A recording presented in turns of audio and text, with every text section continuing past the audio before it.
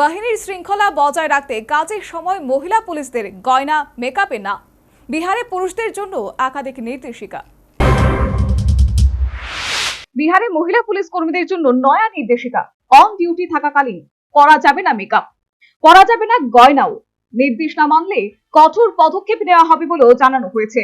মূলত বাহিনীর শৃঙ্খলা বজায় রাখতে এমন নির্দেশিকা বলে পুলিশ শীর্ষ আধিকারিকদের তরফে জানানো হয়েছে।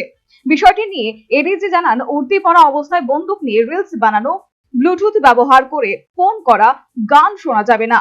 এই ধরনের অভিযোগ পেলে তাদের বিরুদ্ধে পদক্ষেপ করা হবে। সূত্রের খবর, গত কয়েকদিনে এই ধরনের ঘটনার জন্য 10 জন মহিলা পুলিশ কর্মীদের বরখাস্ত করা হয়েছে।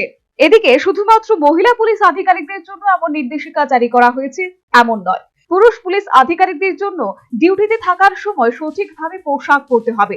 এমন নির্দেশিকার কারণ হিসেবে জানানো হয়েছে, বেশ কয়েকটি ভাইরাল ভিডিওতে দেখা গেছে অন ডিউটি থাকার সময় একাধিক পুলিশ কর্মীদের রিলস বানাতে দেখা গেছে।